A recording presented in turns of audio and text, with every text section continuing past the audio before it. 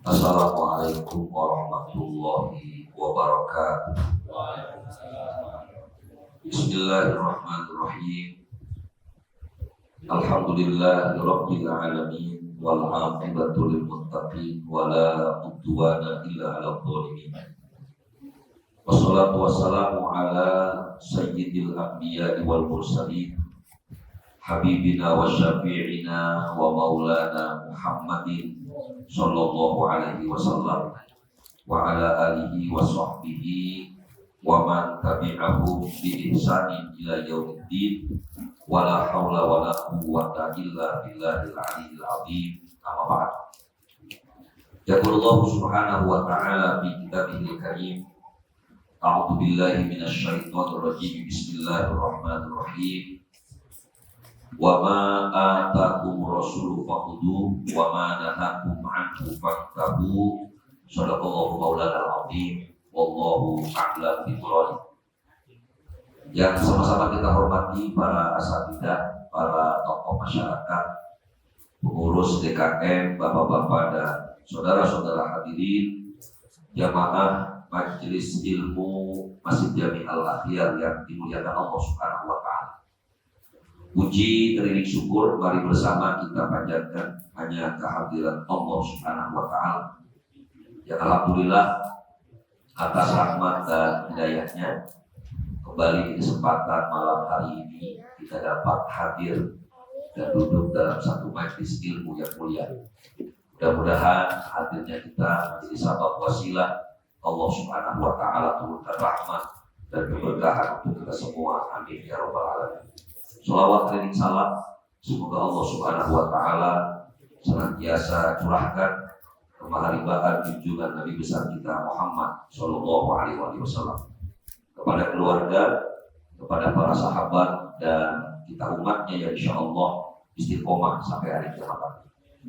Mengawali majelis yang mulia ini, mari bersama kita baca satu umul kitab. Kita doakan kepada para arwah almarhumah orang tua kita, guru-guru kita, saudara-saudara kita, semoga Allah ampuni dosa-dosanya, Allah terima segala amal ibadahnya, Allah jadikan kuburnya raudhah min riyadil jannah.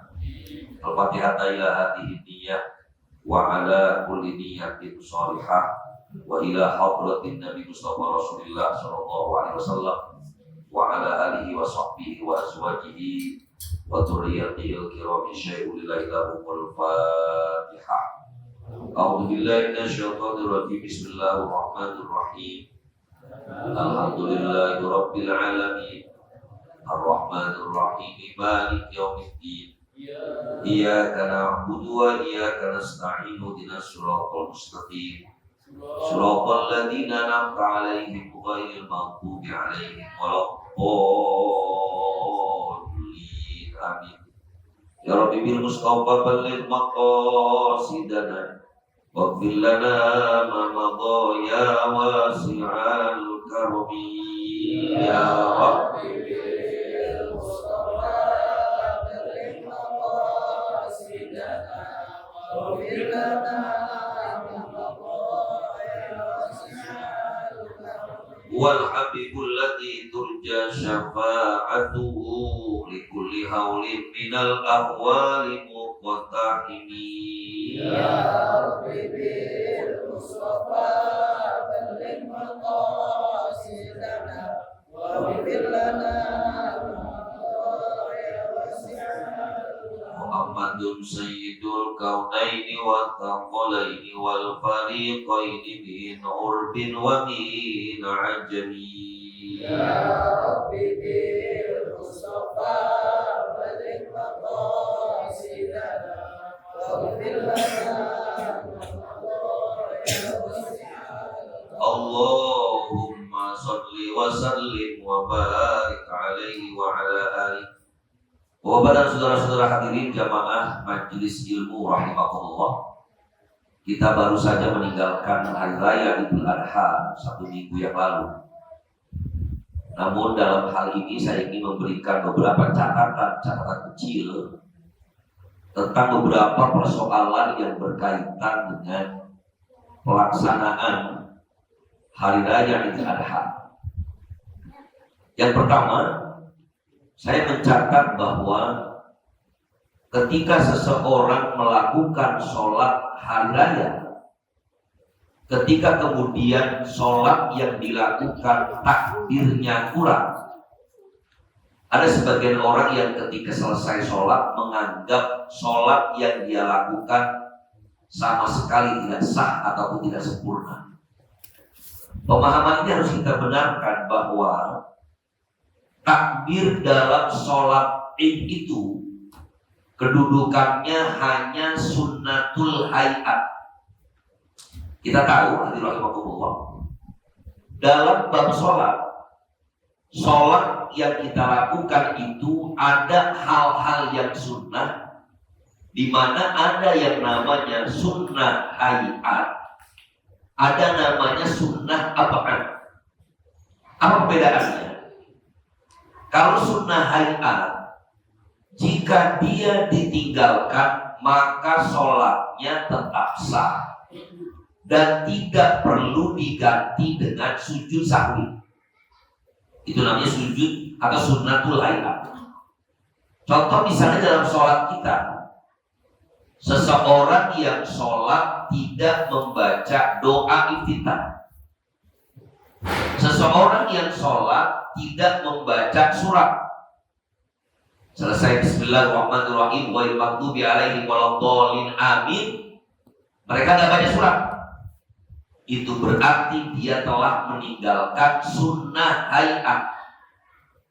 Ulama sepakat bahwa orang yang melakukan ibadah sholat kemudian dia meninggalkan sunnah hayat, baik sengaja ataupun lupa, ini tidak membatalkan sholatnya dan tidak perlu diganti dengan sujud sahwi. Hal yang berbeda dengan sunnatul ab'ad. Kalau orang yang sedang sholat dia meninggalkan salah satu sunnah al-ab'ad, maka ulama katakan dia harus menggantinya dengan sujud sahwi. Misalnya dalam mazhab Syafi'i, orang yang sholat subuh harus baca doa qunut. Doa qunut itu sunnatul ab'ad. Nah, orang yang lupa baca doa qunut, ketika dia ingatnya pada tahiyat akhir, maka dia harus menggantinya dengan 2 kali sujud sahwi sebelum salam. Ini namanya sunnatul ab'ad. Nah, kembali kepada persoalan tadi, bagaimana dengan takbir pada sholat Id? Kita tahu sholat Id itu 2 rakaat, di mana berdasarkan apa yang disampaikan dan dicontohkan Nabi kita Muhammad SAW. Misalnya ada riwayat dari sahabat Amr bin Shu'aib an abihi an jaddihi anna Nabiyya sallallahu alaihi wa wasallam kabbara fi 'idin isnatai asyrata takbiratan. Diriwayatkan dari Amr bin Shu'aib, dari ayahnya, dari kakeknya, bahwasanya Nabi kita Muhammad sallallahu alaihi wasallam membaca takbir pada sholat Id 12 kali takbir. Sab'an fil ula wa khamsan fil akhir. 7 kali pada rakaat yang pertama, 5 kali pada rakaat yang terakhir. Nah, berdasarkan fiqhiyah Nabi, perbuatan yang dilakukan Nabi kita Muhammad SAW, maka ulama sepakat bahwa sholat Id itu dikerjakannya selepas takbiratul ihram. Kita sunnah baca takbir 7 kali. 7 kali dihitung selain takbiratul ihram. Saya niat sholat sunnah Idul Adha 2 rakaat ikut imam karena Allah. Allahu Akbar, belum dihitung. Allahu Akbar, Allahu Akbar 7 kali pada rakaat yang pertama, 5 kali pada rakaat yang kedua. Nah, hadirin rahimakumullah, kedudukan dari takbir 7 kali pada rakaat yang pertama maupun rakaat yang kedua ini hukumnya adalah sunnah. Sunnahnya masuk dalam mana? Kata ulama, sunnahnya termasuk pada sunnatul hayat. Yang itu sama dengan tadi, Pak. Wa takbiru sunnatun la tabtulu sholatu bitarkihi amdan wala sahwan. Ulama mengatakan takbir pada sholat id itu adalah sunnah yang sholat tidak batal jika meninggalkannya baik sengaja maupun lupa. Jadi sengaja juga gak jadi batal sholatnya. Bahkan warajah Asy-Syaukani annahu idza tarakahu sahwan la yasjudu lis-sahwi. Bahkan menguatkan pendapat dari ulama Ibnu Qudamah, Imam Asy-Syaukani, apabila seseorang meninggalkannya dalam keadaan lupa, dia tidak perlu menggantinya dengan sujud sahwi. Jadi jelas kalau ada imam misalnya terlupakan baca takbirnya, ya nggak masalah. Gak usah jadi omongan, waduh ini sholat gak bener gue nih, bisa-bisa. Kenapa? Masa imam sujud sholat id cuma sekali? Kecuali imamnya gak baca takbiratul ihram, Pak. Sebab takbiratul ihram itu rukun. Kalau dia gak baca, otomatis sholatnya tidak sah. Itu yang pertama. Jadi catatan saya yang kedua tentang takbir di luar sholat. Takbir pada pelaksanaan hari raya Idul Fitri dengan pelaksanaan Idul Adha ini sesuatu yang berbeda. Kalau dalil takbir Idul Fitri, Allah sampaikan dalam surat Al-Baqarah, Bismillahirrahmanirrahim, walitukmilul iddata walitukabbirullaha ala ma hadakum wa la'allakum tashkurun. Dan sempurnakanlah mereka atau kalian menyempurnakan bilangan puasa, walitukabbirullah, dan hendaklah kalian membesarkan nama Allah ala ma hadakum, atas apa yang Allah hidayahkan kepada kalian, wala'allakum tashkurun, dan supaya kalian menjadi orang yang bersyukur. Wa fi Idul Adha qala wadhkurullaha fi ayyamin ma'dudat. Sedangkan dalil takbir pada hari raya Idul Adha, firman Allah Subhanahu wa taala, wadhkurullah, dan sebutlah oleh kalian Allah Subhanahu wa taala fi ayyamin ma'dudat, pada hari-hari tertentu. Nah, berdasarkan dalil ini, ulama mengatakan bahwa takbir pada hari raya Idul Adha waktunya amat singkat. Bahkan ada sebagian ulama mengatakan cuma min waqtil khuruji ila sholati ila tidakil khutbah. Bahkan ada sebagian ulama mengatakan takbir Idul Fitri itu mulainya waktu keluar seseorang mau berangkat sholat id, berakhir sampai khutbah dimulai. Tapi mazhab Syafi'i mengatakan waktu takbir Idul Fitri itu adalah mulainya waktu maghrib malam 1 Syawal, berakhir ketika khotib naik ke atas mimbar. Walaupun gak lama juga, Pak, cuma semalaman. Yang lama itu justru adalah takbir hari raya Idul Adha. Bahkan kata ulama, wa takbiru fi ayyami tasyrik la yuhtassu istihbabuhu biwaqtin duna waqtin, bal huwa mustahabun fi kulli waqtin min tilkal ayyam. Takbir pada hari tasyrik bahkan kata ulama tidak tertentu kesunahannya waktu baik demi waktu. Bahkan baca takbir sunnah dimanapun dan kapanpun ketika memang tempat-tempat yang suci. Jadi gak mesti habis sholat, mau jam berapapun hukumnya sunnah. Walaupun kita biasanya mempraktekkan takbir Idul Adha itu biasanya kita lakukan selesai sholat 5 waktu, gak masalah. Dan waktunya itu dimulai min waktu subhin fi yaumi Arafah ila akhiri ayyam tasyrik. Mulai takbir Idul Adha itu dimulai pada tanggal 9 Dzulhijjah, hari Arafah subuh. Sampai kapan? Sampai waktu asar tanggal 13 Dzulhijjah. Di banyak orang yang gak memahami ini, Pak. Sampai saya pernah nyoba hari Minggu kemarin, saya takbir pagi-pagi. Habis sholat subuh, saya jadi imam, saya takbir. Itu disangka orang-orang yang dengerin, emang lebarannya sekarang. Ini saking tidak pahaman kita.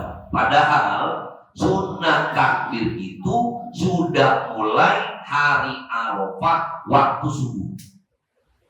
Kalau konteks kemarin berarti kita udah mulai baca takbir hari Ahad, hari Minggu subuh. Kapan berakhirnya? Dimulai dari hari Ahad subuh, Senin, Selasa, Rabu, Kamis. Waktu asar baru berakhir. Ini nggak apa-apa tentunya, lagi-lagi karena hukumnya sunnah. Bukan berarti yang tidak baca takbir sejak hari Ahad salah, tidak. Ini hanya untuk menambah pengetahuan dan catatan saya tadi bahwa supaya tahun depan kita nggak salah lagi. Itu yang kedua. Yang ketiga adalah masih ada orang yang meragukan ketika harus berkurban sementara dia belum akikah.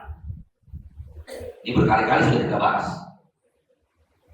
Padahal yang harus dipahami, betul dalam Islam itu syariat penyembelihan hewan tentu bukan cuma kurban. Kalau kita lihat dalam kajian-kajian fikih, paling tidak ada 3. Ada namanya al-hadiyu. Al-hadiyu itu penyembelihan hewan untuk bayar dam. Cuma ini khusus. Al-hadiyu ini berlaku bagi mereka yang melaksanakan ibadah haji, hajinya haji tamattu. Allah sampaikan dalam Al-Quran, Bismillahirrahmanirrahim. Faman tamatta'a bil umrati ilal haji famastaysara minal hadi. Nah, al-hadi ini maknanya bayar dam. Orang yang melakukan hajinya haji tamattu. Haji tamattu itu haji yang dikerjakan umroh lebih dulu. Selesai umroh, pelaksanaannya umroh itu kan ihram, kemudian tawaf, kemudian sa'i, diakhiri dengan tahallul. Selesai dia ngerjain umroh, tentu dengan diakhiri dengan tahallul. Nanti pada saat mau melaksanakan ibadah haji, dia mengambil ihram lagi. Maka niatnya nawaitul hajja wa ahramtu bihi. Saya niat ihram, saya niat haji dan berihram dengannya. Maka ini namanya haji tamattu. Nah, orang yang hajinya tamattu, dia harus bayar dam al-hadiyu tadi. Itu yang pertama. Yang kedua, ibadah kurban. Kita sudah bahas sebelum Idul Adha kemarin, bahwa ibadah kurban itu adalah ibadah yang memang khusus waktunya, Pak. Kapan mulainya? Dia itu cuma ada waktunya tanggal 10 sampai 13 Dzulhijjah. 10, 11, 12, 13 habis sudah. Dan itu pun menurut Imam Syafi'i kesunahannya adalah 1 ekor kambing untuk 1 orang atau 1 ekor kambing untuk 1 keluarga. Waktunya tertentu. 1 ekor cukup untuk 1 orang, mau laki mau perempuan. 1 ekor cukup untuk laki-laki atau perempuan sendiri atau sekeluarga. Saya niat kurban buat saya, Ustaz. Maka istrinya, anak-anaknya sudah dianggap berkurban. Saya mau kurban, Ustaz, buat istri saya. Maka suaminya, anak-anaknya sudah dihitung kurban. Ini ketentuan kambingnya. Sementara akekah, menurut Imam Syafi'i, akekah itu hukumnya sunnah, dan 1 orang anak laki-laki kambingnya 2. 1 anak perempuan kambingnya 1. Ini udah beda di sini. Ketika memang ini ketentuan yang berbeda, apalagi waktu sangat berbeda. Kalau waktu akikah, menurut Imam Syafi'i yang paling afdol dikerjakannya pada saat anak berumur 7 hari. Bahkan boleh dikerjakan kapan saja. Mau 7 hari, mau 14 hari, mau 21 hari, bahkan sampai balik pun gak masalah. Dan kesunahannya itu buat bapaknya. Kalau bapaknya ada rezeki silakan, kalau gak ya udah. Sehingga otomatis ketika kita mengetahui hukum akikah di sini, maka orang yang belum akikah boleh melakukan ibadah kurban, nggak masalah. Misalnya saya Pak Ustadz belum akikah, saya kurban dulu apa akikah dulu, terserah punya yang mana. Walaupun para ulama berbeda pandangan, apakah boleh 1 ekor kambing diniatin buat dua-duanya. Walaupun ini curang namanya Pak. Kambingnya 1 tapi niatnya 2. Menurut sebagian ulama Imam Madhab Syafi'i boleh. Tetapi saya anggap ini boleh bagi orang yang memang gak mampu. Daripada dia berat gak sama sekali, akikah enggak, korban enggak, udah biarin 1 kambing buat akikah, buat korban. Tapi nanti kalau ada rezeki lagi, apalagi buat anak laki-laki misalnya, maka dia boleh motong 1 lagi kapan-kapan. Dan salah satu ciri kemudahan syariat Islam adalah 1 kali dia melakukan ibadah kurban cukup, udah gak apa-apa, udah kebagian sunnah. 1 kali dia ngerjain akikah juga cukup. Apalagi misalnya anak kita nambah lagi, waduh ini belum akikah, ini belum akikah. Tentu konsep yang sering saya sampaikan, ajaran agama kita adalah ajaran yang tidak memberatkan. Makanya kebiasaan kita kemarin, kalau memang niatnya mau buat kurban, rezekinya adanya di bulan haji, ya korban aja. Nanti kalau ada rezeki lagi, akikah baru. Walaupun kita misalnya waktu kecilnya bapak kita belum pernah mengakikahkan kita, ya nggak apa-apa, akikah udah gede, nggak ada masalah. Dan persamaannya, mau itu akikah ataupun ibadah kurban, selama itu ibadahnya tidak dinadarkan, berarti kan sunnah. Selama tidak dinadarkan, maka ketentuan firman Allah dalam surah Al-Hajj ayat 36 berlaku untuk keduanya. Mana ketentuan Allah? Fakulu minha wa at'imul qani' wal muqtam. Apa makna fakulu minha? Makan. Gak apa-apa. Saya mau korban, sunnah dimakan. Gak apa-apa, sunnah. Saya akikah buat anak saya, tapi saya tak masak di rumah buat makan keluarga saya, buat makan orang tua saya, buat makan paman, bibi saya, cucu saya. Baru sebagian saya kasih hadiah buat saudara saya, baru dibagi buat orang miskin. Boleh nggak? Boleh. Di mana fakulu minha. Jadi karena memang ketentuan yang berbeda, silakan saja mau mengakekahkan kapanpun, hukumnya boleh. Termasuk orang yang mau akekah cicil. Ustaz, saya anaknya laki-laki nih 3, belum akekah semua. Berarti suruh motong berapa Pak? 6. Dan 6 kali 3,5 juta, udah sekian banyak. Waduh, bisa jual tanah 50 meter saya ini. Gak usah jual tanah Pak, gak usah. Dicicil boleh. 1 ekor dulu niat buat siapa kayak gak masalah. Nanti ada rezeki lagi, tambah lagi, tambah lagi. Karena semua ini adalah bentuk rasa syukur kita kepada Allah Subhanahu wa Ta'ala. Jadi sah-sah saja, walaupun perbedaannya. Kalau kurban daging yang kita kasih dalam posisi mentah, sementara akikah afdolnya kita berikan kepada orang lain dalam keadaan mati. Ini tidak ada yang memberatkan sama sekali. Nah, inilah para hadirin rahimakumullah, beberapa catatan saya tentang ibadah kurban kita kemarin. Oh ya, yang terakhir masih ada, apakah boleh daging kambing yang kita punya disimpan dan masih ada sampai sekarang? Jawabannya boleh. Bapak udah dikasih kemarin sama panitia Al-Akhyar. Alhamdulillah, Kiai tadi siang masih makan daging saya. Awet banget tuh daging. Bahkan saya taruh di freezer. Saya masaknya dikit-dikit. Boleh apa enggak? Ya boleh, nggak masalah. Kecuali Bapak misalnya nimbun bertahun-tahun, bukan nggak boleh secara hukum, nggak enak daging udah. Ya, sebaiknya dibagikan segera. Tapi kalau wajar, apalagi sudah ada teknologi hari ini yang membuat daging itu awet, silakan saja, nggak ada masalah.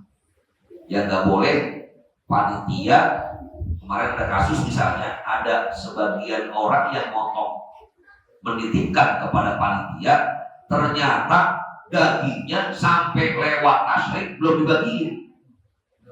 Jadi baru namanya panitia tidak amanah. Kalau kita sih yang dapat nggak masalah. Saya kebagian nih, ternyata masih ada sampai sebulan yang akan datang, nggak masalah. Karena saya adalah orang yang berhak menerima atau sudah proses kepemilikan. Saya dikasih. Berarti daging itu udah milik saya simpan, nggak masalah. Yang nggak boleh kan panitia diberi amanah, nggak tahu kenapa itu sampai ditemukan beratus-ratus plastik yang belum didistribusikan kepada orang lain. Nah, ini namanya panitia tidak amanah. Pada tugas dia adalah memberikan kepada orang lain. Mudah-mudahan kita juga bisa memilih dengan baik. Jangan sampai terjadi misalnya ada satu masjid yang sapinya banyak, kambingnya banyak, sementara ada masjid atau musola yang sama sekali nggak punya kambing atau sapi untuk dipotong. Sehingga ada sebagian masyarakat yang bisa menikmati hari raya Idul Adha dengan riang gembira. Ada tempat lain yang bahkan sekampung nggak ada yang kurban sama sekali. Ini memang harus dibuat manajemen kurban yang lebih baik lagi supaya jangan sampai ada orang yang semangat berkurban sudah baik, tetapi kemudian mereka malah numpuk di satu tempat sementara tempat lain tidak ada. Mudah-mudahan catatan-catatan yang bermanfaat dan insya Allah bisa kita amalkan dalam kehidupan kita sehari-hari. Hadirin jamaah yang dimuliakan Allah Subhanahu wa Ta'ala, demikianlah apa yang dapat saya sampaikan untuk kesempatan malam hari ini. Mudah-mudahan bermanfaat dan saya mohon maaf jika banyak kurang dan kekurangan. Seperti biasa, mungkin ada hal-hal yang ingin ditanyakan atau didiskusikan, saya persilakan. Hadanallahu wa iyyakum ajma'in. Wassalamualaikum warahmatullahi wabarakatuh. Silakan. Waalaikumsalam. Beda kali ya. Saya mau tanya nih, bagaimana nih orang tua kita, para leluhur kita, yang pada saat itu situasinya mungkin beribadah juga kurang, ya dapat beribadah kan, atau guru juga zaman dulu langka gitu kan. Nah bagaimana kan itu setelah dia meninggal dunia itu gimana kan?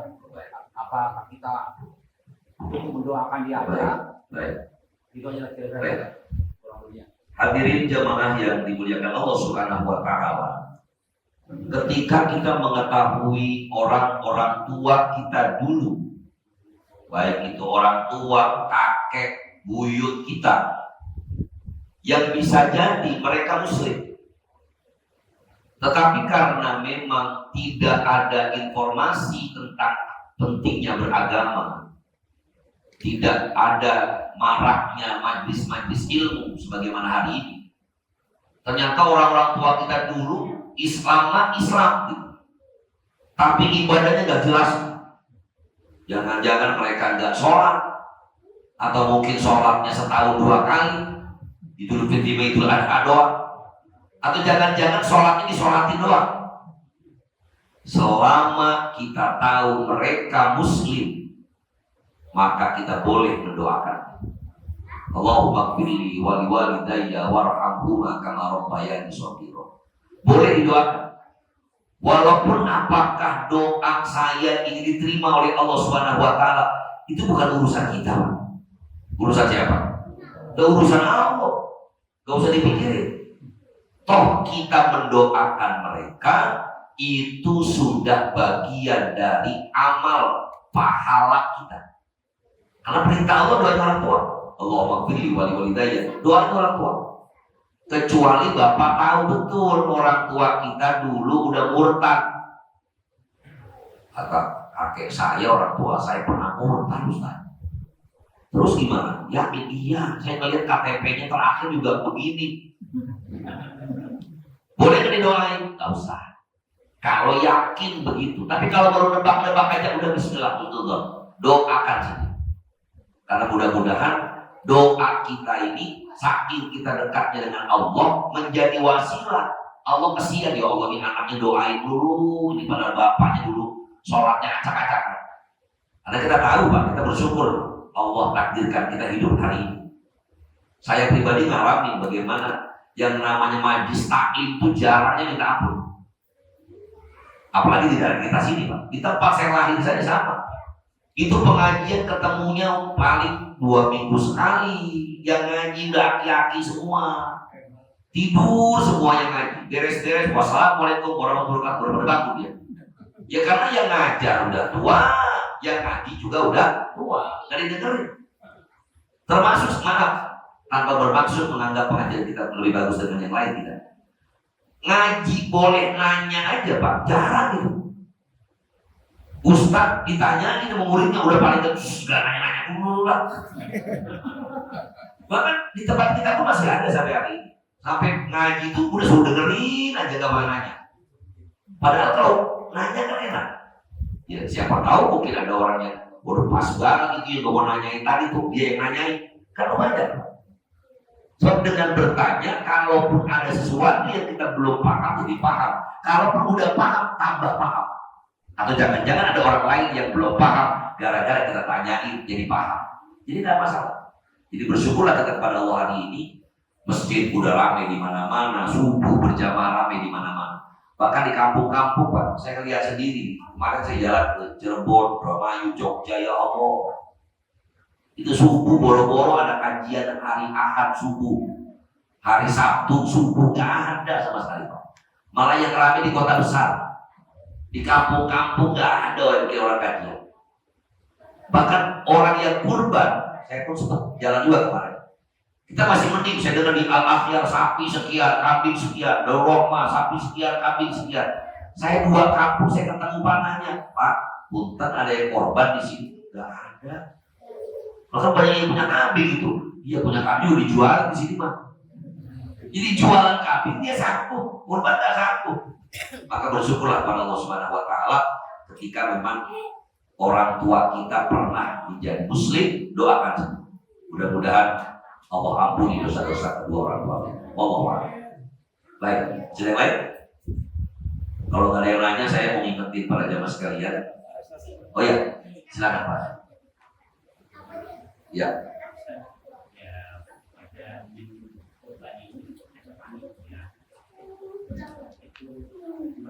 Ya.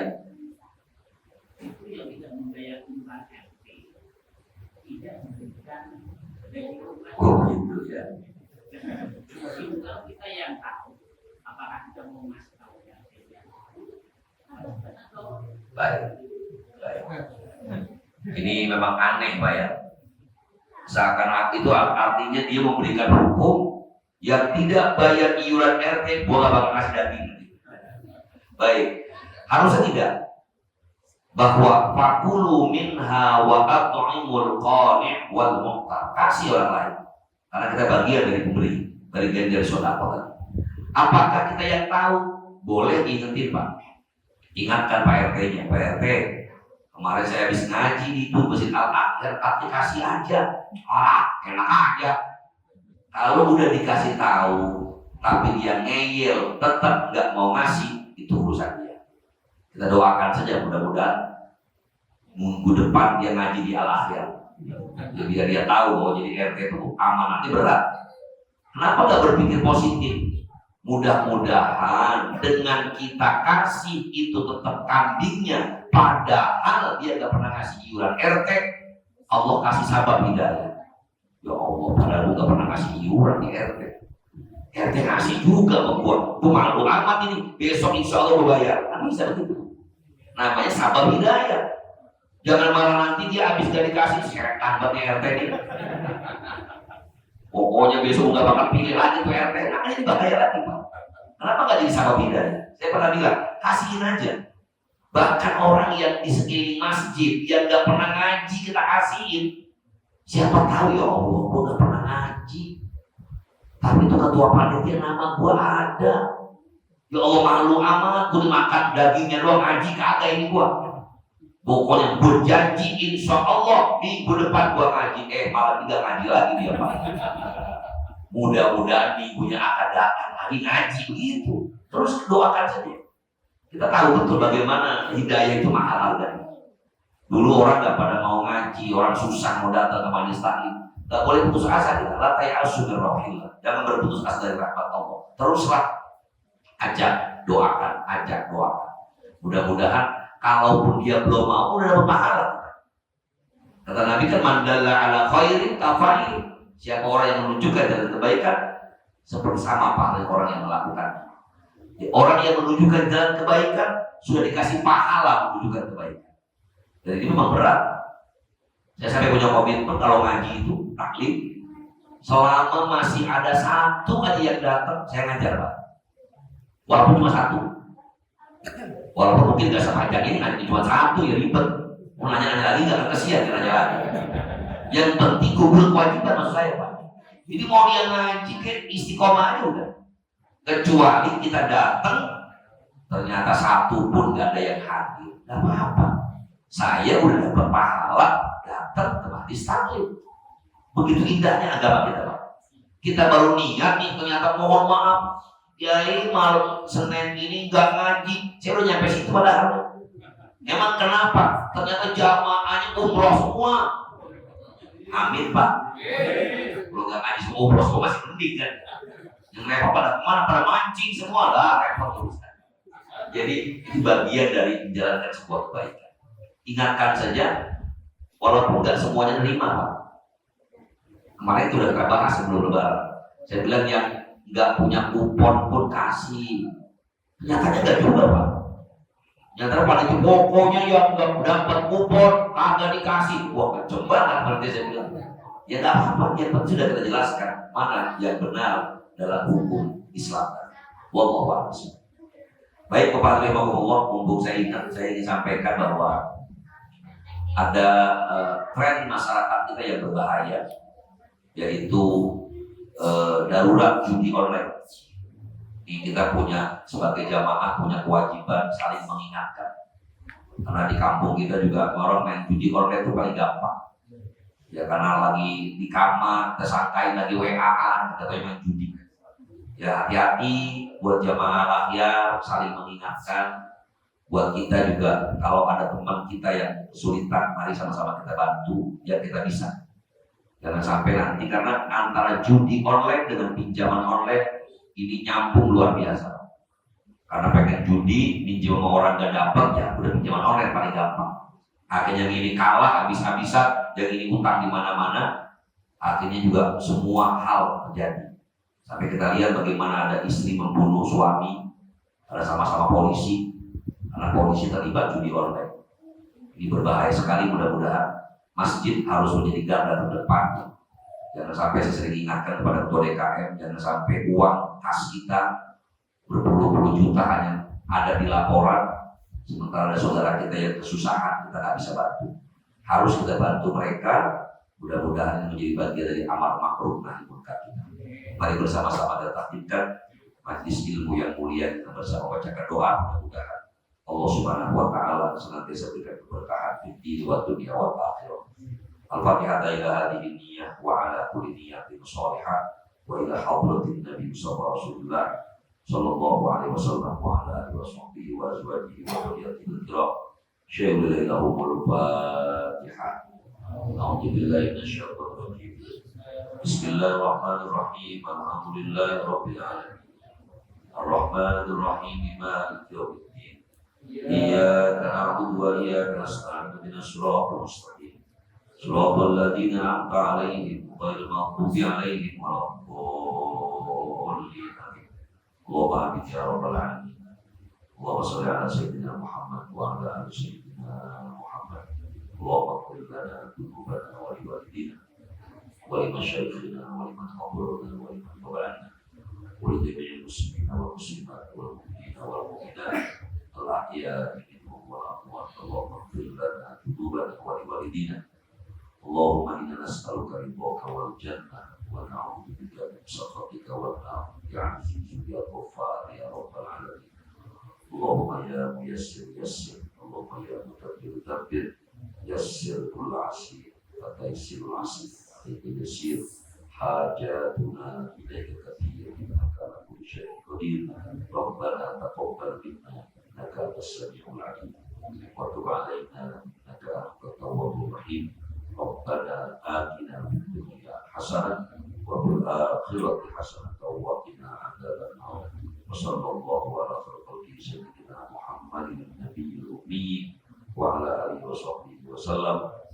Subhana rabbika rabbil izzati 'amma yasifun wa salamun 'alal mursalin walhamdulillahi rabbil alamin. Subhanakallahumma wa bihamdika asyhadu an la ilaha illa anta astaghfiruka wa atubu ilaik. Wassalamualaikum warahmatullahi wabarakatuh.